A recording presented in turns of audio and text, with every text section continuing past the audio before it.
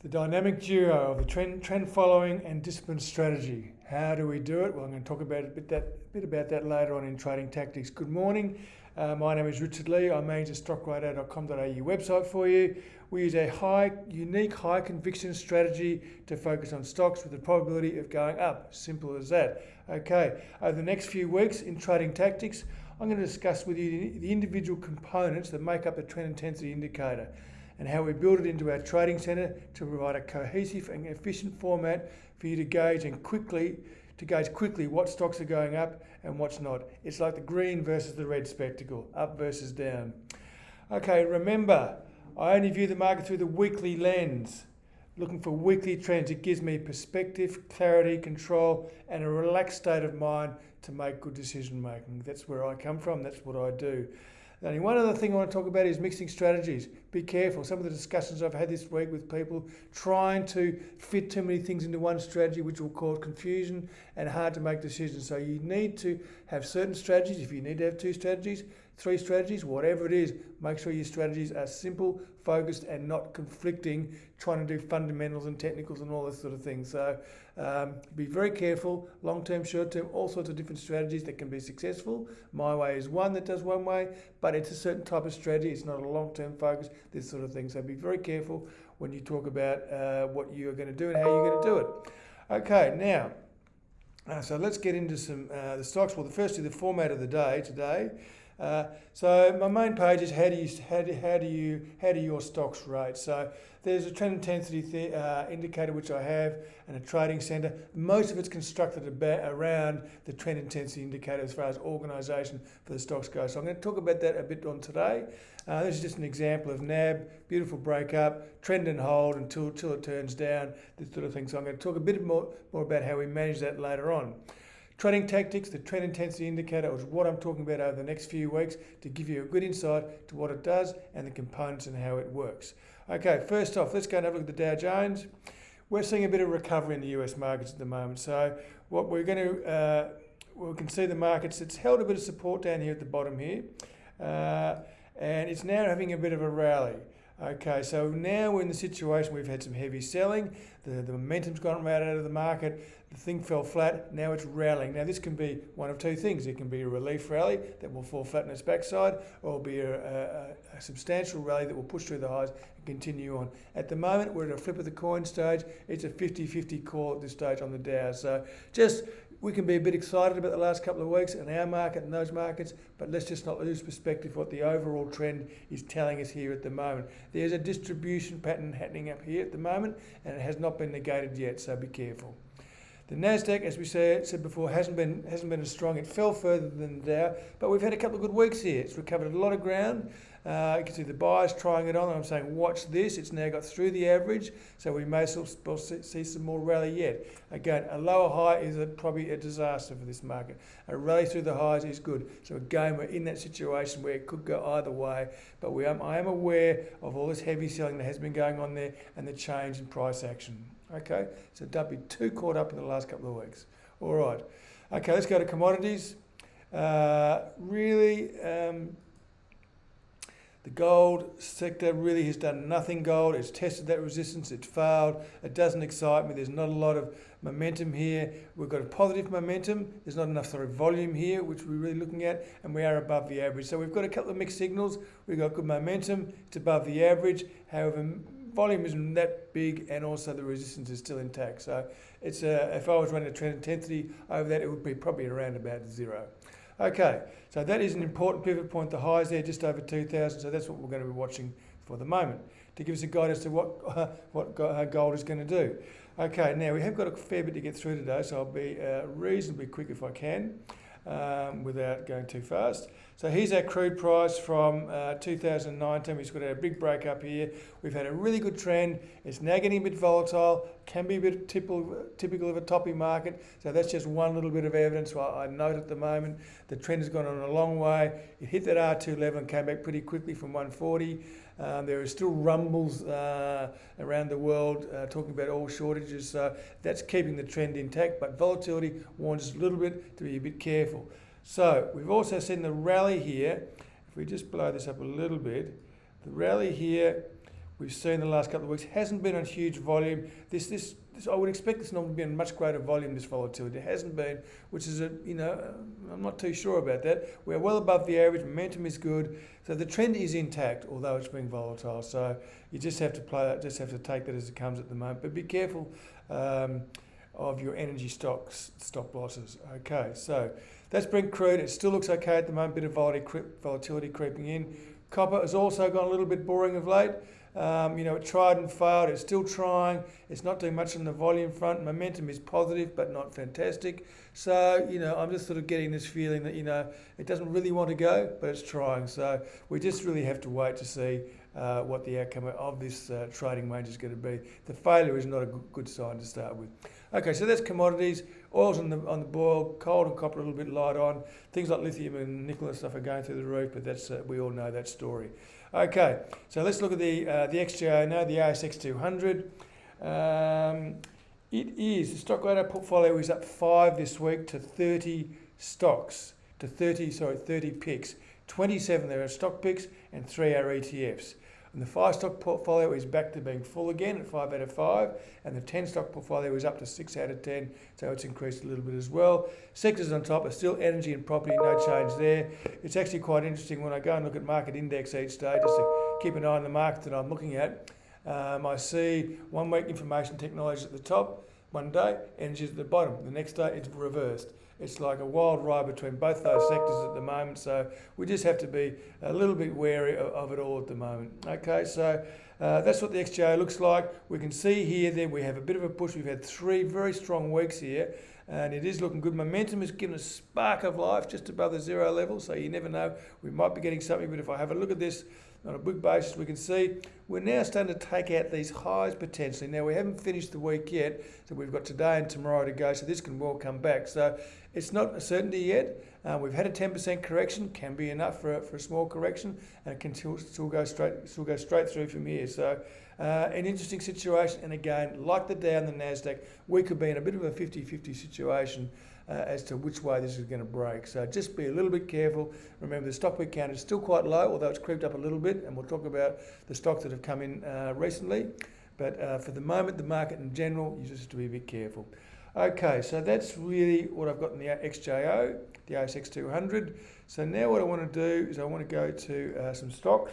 And I did promise you last week we'd probably have a look at BHP, which we are going to look at now and see how this is looking. Okay, so last week I looked at a few stocks. Orica, which has been quite good since then. CBA is still rattling around in that range at the moment, as is GOZ, G-O-Z, is testing that resistance to property stock growth point. Hasn't got through yet. And the other 2 stocks we looked at, WiseTech is still in the middle of the trading range. CIA, Champion Iron, is testing the upper boundaries. And Endeavour is one we're going to have another look at today as well, because that looks pretty interesting. Back to BHP. Okay, BHP, you can see the rally since 2016. We've had a couple of big plonks during that period, which is pretty, for a big stock, it's it's a bit unnerving to a certain extent. And the recent one we've had from about $53, $54 down to $35 was a very, very sudden drop. Now, since then, we've come back, we've found a bit of support at S1. We've got a sort of rough trend line going up through here since the 216 low. The market here has rallied. Now, if I just whack up this volume a little bit so you can see it a little bit more. Let me just blow this up a little bit more, and just so you can see here. Now, the volume hasn't really been that strong on this upswing. Okay, this is your upswing area now. Up to here, it's now got active. So the sellers are starting to meet the buyers, and all of a sudden the volumes jump. So we've got a real battle on our hands here. So there's by no means is this going to go straight through one. In fact, there are a lot of metal stocks at the moment sitting just below resistance, so we've got to be careful. So we've jumped from 35 back to 50. So it's a $15 jump after a $15, $20 fall before. It's come up. We're not that convinced yet. We are above the average. Momentum is positive, but I don't have the price signal yet, which is a break above $55, which is roughly the high of this range here. So this is the barrier to higher prices for me. Increased volatility means higher risk. We should wait for a clearer trend to emerge. Like the big indices I was talking about, I don't know what's happening here. I don't have a clear trend. It certainly hasn't been a rally. It hasn't been substantiated by a trend reversal pattern. A new high will trigger a new high entry above here, or it can come back and create a high low and a trend reversal pattern. I don't know yet, but BHP, to me, there's no clear trend here at the moment. We've had some volatility come in, so be careful at this R1 level. We love BHP. It's a great stock. It's a great world-class assets resource stock, but it doesn't always go up. So we're just going to be a little bit careful what's happening. The trend intensity rating is +1 and neutral for the moment. So that's what I think about BHP. I'm watching it. I'd love to buy it, but for the moment, it just says hang on to your hats. Okay. Blow my trumpet here a little bit. Computer share. It's been an amazing stock. I guess really what I want to talk about here is the fact. Firstly, we've had a trend reversal here below here. We gave up some here because we want a confirmation. We've got the trend reversal pattern up here above about 1480. It's now 24.89, so it's up about $10. We had a trend reversal set up. We then had the trend reversal trigger. So we had confirmation there. We had the volume. We had the momentum all there. It's above the average. And we had a beautiful trend. And then we get good confirmation by it breaking to all-time highs here. So we just continue to hold and follow this trend while our stops are in place. Okay, so I guess the thing I wanted to say here is this has been an amazing ride. And every now and then we get one of these stocks that has an amazing ride. S32's been amazing lately. NAB's been amazing lately. But computer share is one that hasn't been. So I'm in a trend, it's like I don't buy a falling stock, I don't sell a rising stock. I wait till it turns down because I don't know if this was going to stop at $20, $25, $30 or $35. But I want to make sure I maximise the greater portion of that trending move. And at the moment, CPU has been a great returner for us. In our 5-stock portfolio, it takes up 1/5 of our holding, which has been a great generator. And Woodside Petroleum is another one which is also generating some good money in that portfolio. So that's a bit about how I work. So with a trend like this, its trend intensity rating is 10. It's solid. The stop is the primary thing. The stop, I can't tell you where it is at the moment, I'm not too sure, but it'll be 10 or 15% below the last weekly high. If you want to have a look at it, you go to Stockradar to find out where the stop is for that. So that's computer share. It's been a wonderful stock. It really has performed well. It surprised us all after this big downtrend. It's just gone up and up and up and really kicked. Now we've seen here, just a little bit of a selling challenge on this little dip down here back to support at S1, but the buyers come straight back in, absorbed it and pushed it higher. Momentum kicked higher and momentum. So that's a really good sign of buying demand for this stock. So that's computer share. I don't need to talk about that anymore.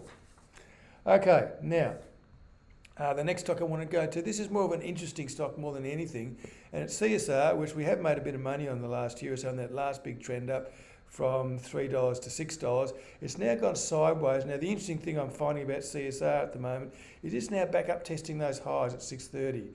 Now it's had a corrective consolidation here. I can see the buyers are showing their own strength by increasing their buying limit. So this is looking a bit bullish to me at the moment. Of course, we've got a bit of demand building here. If I just squeeze this up, that little one there, you can see there's a bit of demand building here in this last rally. We can also see that the momentum is just starting to spike above zero. So I'm going to get good confirmation if this breaks above $6.30, okay? So that's a good sign for CSR. The other interesting thing I would note with this one is that two other stocks that have had huge runs lately in James Hardie and Fletcher Building are both on the downward slide at the moment, and this one is not. So whether that's something interesting happening, we don't know. We just take it as it shows itself to us, and we don't try to surmise what might have happened before. We just look at the stocks and take them at face value. So I'm taking CSR at face value. If it breaks 630, I'll be on that one for sure. Okay, so that's a couple of stocks for you. Another one I want to go just from last week. Oh no, we didn't look at Liontown last week, I don't think. Liontown Resources. A lot of people have asked me about this one. You know, this is just a stock that's just come back into favour. All of a sudden, people tend to love it. You've got to be a bit careful about these stocks when they go up this far. But we've had a very good trend, consolidation through here. Correction from 190 down to 140, a good correction. Now we've got this market getting back up to its highs again, and we can see volume being here. Momentum is already positive and above zero. So that's already a positive reading in the trend intensity indicator. Demand is turning positive. It's above the average. All we need is price. A new high will trigger a new rally on this price, or a new odds-on probabilities of a rally on this. Trend intensity rating is +2. We just sit and wait. It hasn't got through. It could come back to 140. I don't know. But a weekly close of 1% or greater above those highs there will trigger a new high trigger for me. Okay, two other resource stocks which we did look at last week. Just want to have a look at them again, just so as you can see how we follow this. This is Champion Iron. Again, a similar situation, like I said before, whether it be BHP, Champion Iron, Liontown, they're all sitting in these spots where they've had the fall. This fell 50% in 2 months, so be careful this one. And now it's back up to where it was. Now, go figure. Have the fundamentals changed that much? I don't really know. Remember, fundamentals tell you about the business. Technicals tell you about the price. Okay, and that's what I'm looking at, the price. So this has now come back up. This has now come back up to its highs here.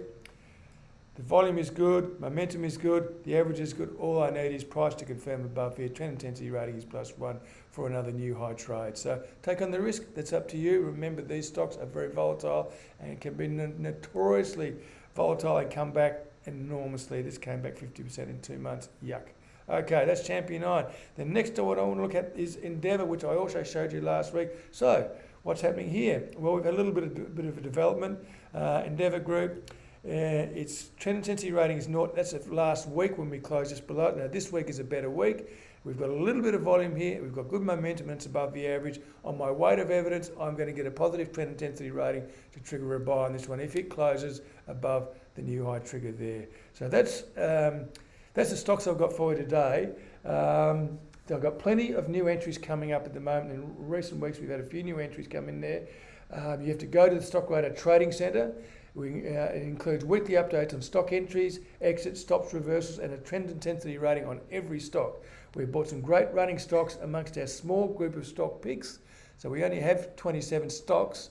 And of those, we've got things like NAB, CPU, Sims Group, APA, Origin, NSR, all running along really nicely. And if you want to find out what other prospects are doing, like Incitec Pivot, JB Hi-Fi, Orica, go to Stockradar, take a trial and have a good look at it. And go through the whole process of looking through the trend intensity, seeing how it works, seeing how I rate all the stocks, how I adjust all my stops, things like that. And it's a very, very useful table for you to look at. Okay, so now we've got to go into trading tactics. Okay, now this is the biggie, and this is where we're going to go through the 4 components of the trend intensity indicator. Okay, today I'm going to talk about volume because that's one of them. The next one is the moving average. The next one is momentum, and the first one is trend, which I'm going to leave to last because that's the most important. Okay, so the 4 components of the trend intensity indicator are those 4 things. Nothing else, nothing more, just those. That's what I focus on. Okay, so how does it work? It combines the trend intensity indicator, combined to calculate the trend intensity. So those 4 things I combine to create the trend intensity indicator and Stockradar's trend intensity stock rating system. Okay, so I calculate and weigh them into the trend intensity indicator. Combines and weighs 4 simple tools: trend, volume, moving averages, and price momentum. That's what it does. Okay. The trading centre is structured around the trend intensity indicator rating system that rates all stocks equally. That's how I rate all the stocks, and that's how it's organised, based around trend intensity. So this indicator or this rating system, it generates an invaluable benchmark that highlights only those stocks with compelling trending qualities. I'm not trying to pick a bottom, say it might happen. I'm saying this is happening now. It has trending qualities, okay, and that offer the best prospects for sustained price movement. Like the chart at the front saw with NAB, once a trend is a trend and hold, you just hold through these things because what I've established is the trend reversal point is when I think a trend has been established, and you can then jump on the trend and ride it, because trend following by definition is a clue to its success. You're just following a trend, and trend occur all the time. Okay, the traditional, we're going to talk about volume now, which is the second component. Traditionally, we look at volume. If price goes up and volume goes up, that is bullish. If price goes up and volume goes down, that is bearish. Fair enough. Other way down, which is we're not so concerned about, because we're not so concerned about downtrends, but if price goes down and volume goes up, that's potentially bearish. If price goes down and volume goes down, then that's potentially bullish. Now that is the traditional way of looking at volume, but we need to be a little bit careful about the markets we're looking at and how we work. I'm going to tell you a bit about some of the modifications that I use to help me. Okay, there are two main variations that I look at, and I've talked about it on and off in the videos occasionally. Things to note in an uptrend. I'm only focused on uptrends. That's all I want to trade. If I'm not trending up, I'm in cash. Okay, so as uptrend traders only, these are two important variations I look at. In an uptrend, if price is up and volume is down, it can be bullish. It's likely to be a shortage of sellers, and that can often happen on the stock market. Okay, especially the Australian stock market and the smaller stocks, but it can often happen. The sellers just don't engage. Okay, and buyers just have to keep putting up their prices to buy stock, to get a hold of stock.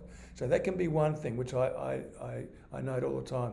And also in an uptrend, if volume is up and the price is flat, I take that as a bullish signal, because that means the buyers are absorbing the selling. So volume is up, but price is flat. So it means that the buyers are just taking all that selling that's being dumped on the market, they're taking and absorbing it and holding the price up. So they're two variations that I look at for volume. So it's always important to look at the chart, not as the squiggly lines, but as buyers and sellers and how they are behaving, how they are engaging all the time. Okay, so volume. On an entry or a hold, once I've got into a stock, the volume is only one component of four. It's a quarter of the signals, okay? So it's a weight of evidence probability. So I need the other things to tell me: volume, momentum, moving averages, and trend. So there are four things that require me to do that. On exit, price is the only component, 1 out of 1, okay? It's a money management thing. It stops based only on one thing: price. Okay, so I'm not when trend intensity is strong. If you have a price failure, it will override the decision, because price is the most important thing. Money management, not picking the market right. Okay, because picking the market right is all very well and good, but you need to make money out of it. Okay, so trend intensity confirms the entry and then guides you as to trend strength, like a NAB, like a computer share. Okay. However, when in a trend, the stop is still the primary decision maker. So if computer share came off today, $3 or whatever the stop is, and it was finished a week below there, and the trend intensity rating was 10 from last week, I'm still going to get out, because that has come off too far and I've got to lock in that profit. Okay, so stops are God, because they protect those profits, and also when I get into position, it will limit any losses. And if I can keep doing that the whole time, I am going to make money. Okay, so that's very, very important. So stops to me are God. Trailing stops limit my losses and protect my profits. Okay, so I know with something like computer share or NAB or National Storage or any of those stocks that I'm going to lock in a fair chunk of that profit we've already got, and I'm not going to wait and watch it go down. Indicators are always secondary to price. Volume is important, moving average is important, momentum is important, but none are as important as price. The only stock market you can trust is the price action. The price never lies, and that's my motto. Okay. All right. Okay, so that's trading tactics. Firstly, partly what I do is I believe, some part of trading is believing in what you do, and I talked about it the last couple of weeks. So I believe in my observations. I believe in my way of doing things, and I do it my way. The buck ends with me and my decisions, nobody else's. I take full responsibility for my actions. There is no one else to blame for my mistakes. I own them, and I must own them. Otherwise, I'll never learn. I'll never get better. So today I talked about how I use volume, and over the next couple of weeks, I'm going to talk about the other indicators I use as well. Okay. So that's a bit about volume and how do you rate your stocks now. What's happening at Stockradar? Firstly, the newsletter is going to be out later on today, I hope. The macro view talks about the sweet secret of success. And I'm going to go through that for you.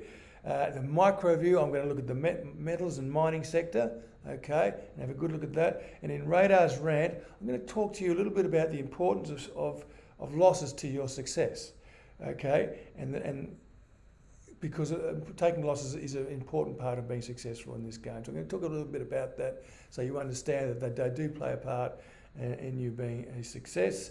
And our stock of the month, which I'll do there, is up 36% since December, which is very nice indeed. Okay, so that's a little bit about what's happening at Stockradar at the moment. Just to finish off today, trend trading is about working the probabilities, and when the probabilities dim, you manage your risk.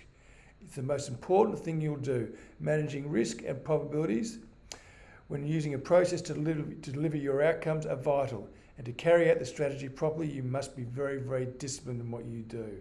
It's what we do at Stockradar. We teach you those important things, and we don't sweat the small stuff. Okay? Don't worry about the small stuff. It's the main things you've got to get a hold of. Discipline, money management, that sort of stuff. So stay safe this week. Watch your trends, heed your stops, and I'll see you all next week.